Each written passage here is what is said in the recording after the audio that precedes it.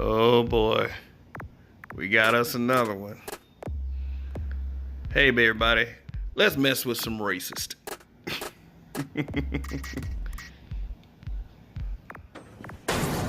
Surprise, motherfucker. Alright, I'll tell you the truth. Man, I don't know if I should ever get on Twitter because they hold you accountable like a mofo. Anyway, Roseanne Barr, famous obnoxious comedian and fat woman, is fired for insulting former Obama advisor Valerie Jarrett.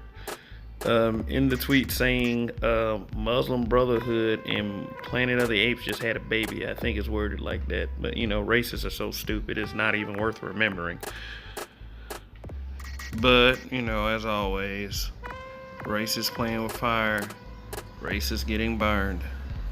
ABC's president, head, whatever you want to call her, she's the head cheese, Channing Dungey, who, by the way, is the first American black president of a major network such as NBC, and the first black president of NBC. So, you know, we got black presidents now involved. Anyway,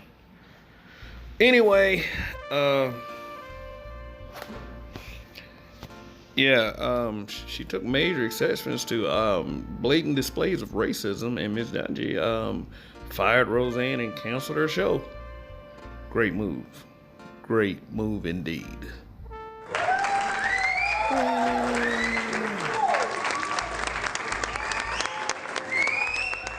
Yep, get that dumb ass out of here. The funny part is, she fully intends to fight back, which is her right. You know what's so ironic, though? The way she disrespected the national anthem that year. I mean, it was horrible. Yep. The national anthem. She totally butchered it in front of a crowd. Yeah, all this fuss about the national anthem. And you don't hear one peep about it right now because she supposedly, you know, is using her freedom of speech or whatever.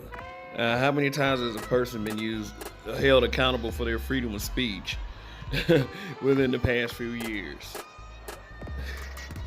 Shit, Isaiah Washington, if anyone remembers what happened with that, and you do your own research on that, he can't even barely find a job now because he used his freedom of speech. So the same thing should apply to Roseanne Barr. When you are in the public eye, guess what? You gotta be careful what you say. There's an entire history behind that bullshit. We know it's 2018. We're not being victimized like that anymore, but it doesn't help when you act like a jackass about it.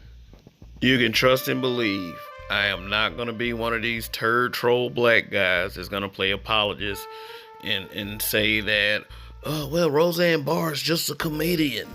I mean, like, I'm still mad at Michael Richards for all those years ago.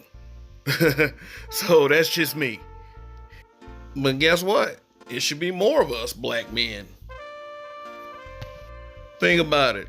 A black woman stepped up and did what she was supposed to do on behalf of all of us. Now, if she could just work on her bedwinch framework for our television shows, then we can get cooking for real. I just had to throw that in. Scandal.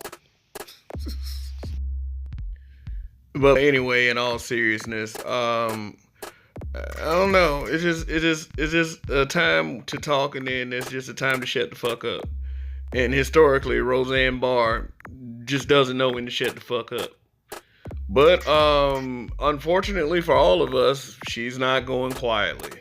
She intends to fight this. If I'm understanding correctly, she is claiming that her termination from her job was orchestrated by Valerie Jarrett, Channing Dungey, and Michelle Obama. Which isn't, which doesn't sound like complete nonsense. And but so what? I mean, even if they are, I don't give a shit. Like why should I? shoot, I'm black. I mean, yeah. What is with the monkey thing? Yeah, I know people look like monkeys sometimes, but damn, it's like it just seems so. Why? Racists are so stupid. Shit, I can't stand them. Yeah, like racists make sweatshirts for little kids at stores with two letters in the name, H&M. They say coolest monkey in the jungle. And it sets off outrage. I mean, Roseanne can't possibly say that she didn't mean it like that. Or it's her freedom of speech. But you know what? Actually, if she does win, guess what's gonna happen? Everybody's gonna start using their freedom of speech. Get some of this social justice out of here so we can straighten up these motherfuckers once and for all. We had y'all scared in the 80s to say that shit. It's a fact. Racists were afraid to be bold in the 80s because we would have handled that shit.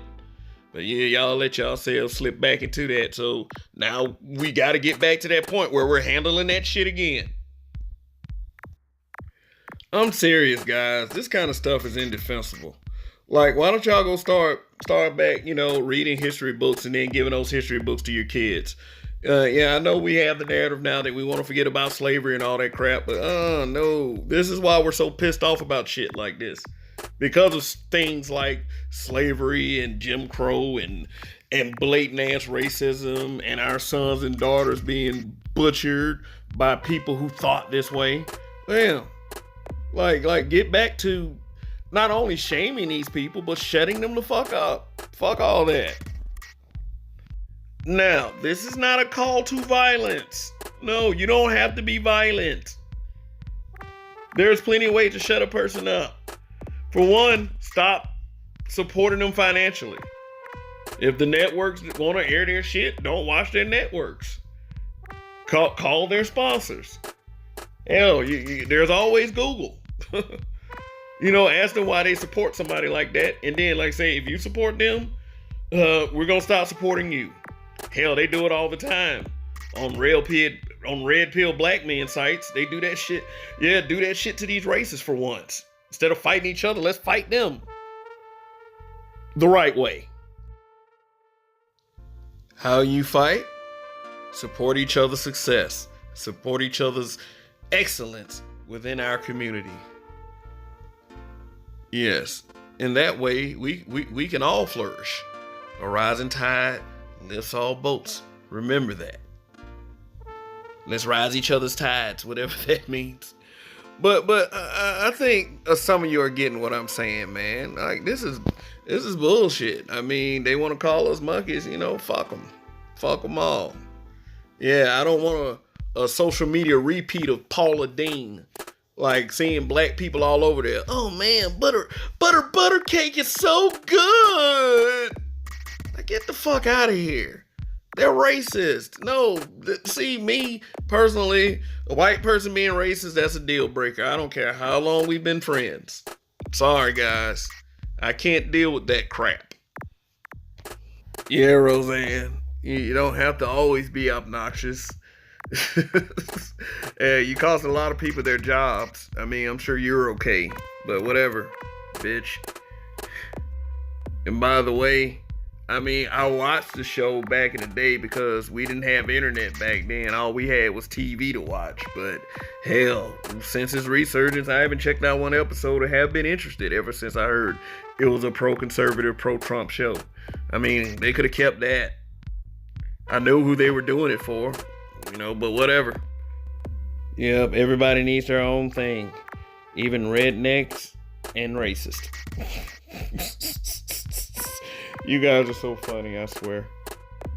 I mean, but who knows if this situation's gonna fly as of this moment. I mean, I've seen stranger things happen. If she fights this and wins, then what does that say about this country we live in? I guess the same thing it's been saying for decades and centuries. So I wouldn't be too disappointed. I'm just waiting on them to bring up when she disrespected the national anthem. So I want y'all to take a listen and be reminded of the privilege that these people still have when it comes to our media and how irresponsible journalism can be sometimes when it points out narratives. And also Orange Cheeto Jesus and his crap. I want to know what they got to say about this. Oh, I'm sorry. I guess it's okay for some and not okay for others. Oh, but we don't want to believe it has anything to do with skin color. Ooh.